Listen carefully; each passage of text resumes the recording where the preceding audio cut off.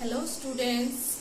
So what we have done in our last classes, we have started chapter trigonometry and we have finished it also. So students, today we will be doing some applications of trigonometry. That is chapter 9, some applications of trigonometry. Whatever we have studied in our previous classes, chapter 8 trigonometry will be used in some applications now. Okay, so these are used in our real life. These applications are used in our real life. Okay, so we will be knowing in this chapter how to use trigonometry in our real life. Okay, basically trigonometry is invented for this because you see why I am telling you, because suppose you were to measure the height of a building. Okay, you are to measure the height of a building. So generally to measure the height of a building, we will think that we will go on the top of the building, we will take a long rope and we will measure the height. Is it convenient? No, practically it is not possible. So students, that is why trigonometry is invented, so that we can measure the height of a building or the width of a bridge. Okay, suppose there is a bridge across the river and you want to measure the width of the bridge. So this is also not possible to measure the width of a bridge by taking a long rope, right? So that is why some applications of trigonometry we will do to study all this. Okay, that is why trigonometry is invented. Okay, so to start this chapter, some applications of trigonometry, we must know some basic definitions that will be needed. Okay, so today we will be doing our introduction. Okay, introduction.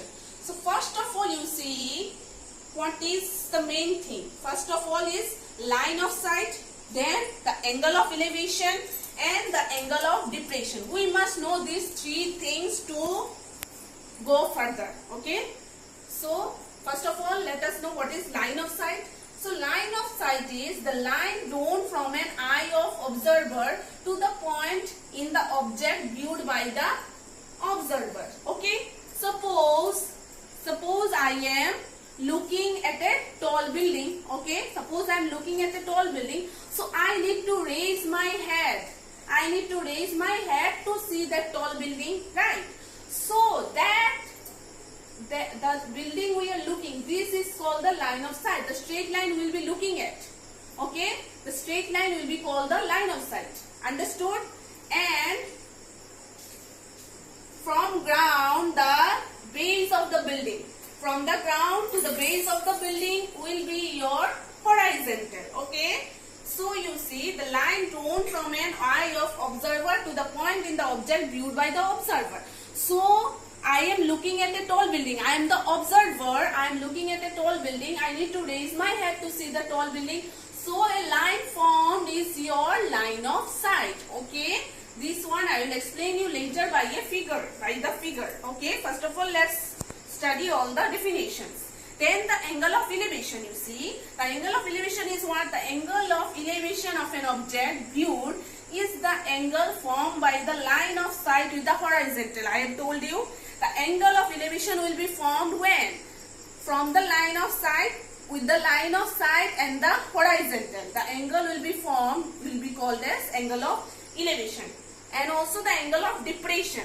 Angle of elevation is when we are looking at the top, when we are looking something at the top. Okay, above, when we are looking above, the angle of elevation will be formed when we are looking above. And angle of depression is same like angle of elevation. The definition is angle of depression of an object viewed is the angle formed by line of sight with the horizontal. So you must be thinking why the definitions are same. The definitions will be same, but in angle of depression will be formed when we are looking something below. Okay, low. When we are looking something below, so the line of, with the line of sight and the horizontal, the angle will be formed, will be called as angle of depression. So let's know it by the diagram in a better way. So suppose this is your building Okay, suppose this is your building and you are standing here. You are an observer here. So we are looking up, right? If we are standing here and we are looking at a building, a tall building, we have to raise our head like this and we have to look it. So the line formed here will be called as line of sight. The line will be formed as a straight line. It will be a straight line. So this line will be your line of sight, and from the observer. So this is your point, or this is called point of observation. Okay, this will be called as point of observation. Okay, this will be called point of observation. So from the point of observation to the, suppose this is a building of height AB. Suppose this is a building of height AB. Okay, this is a building of height AB. So B is your base of the building. So from the point of observation to the base of the building, a line will be formed. This will be called as horizontal. Okay, fine students.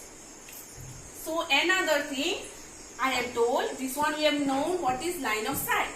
Now a angle will be formed. Angle will be formed from the observer with the line of sight and the horizontal. So when we look above, I told you angle formed will be the angle of elevation. Okay.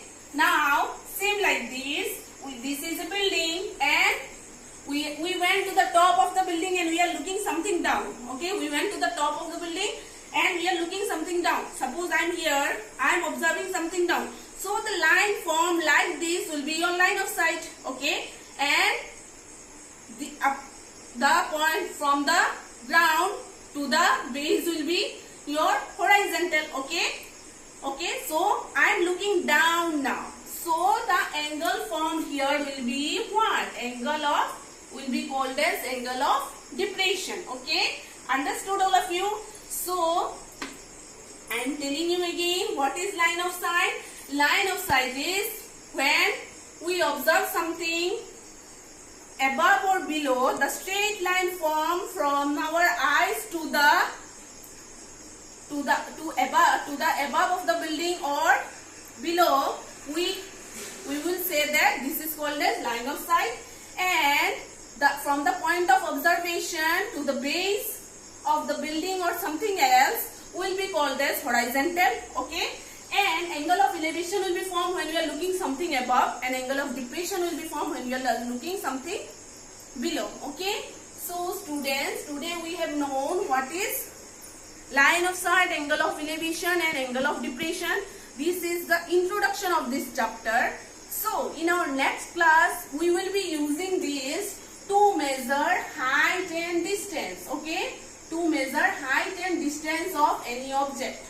Okay, we will be using these things to measure height and distance of any object. Okay, so in this chapter, to draw figure is very important. If we draw figure nicely, we can easily find out the heights and distance. But if we don't do our figure properly, it is not possible to find out heights and distance. So in our next class, we will be using these terms to find out the heights and distance of any object. So thank you. That's all for today.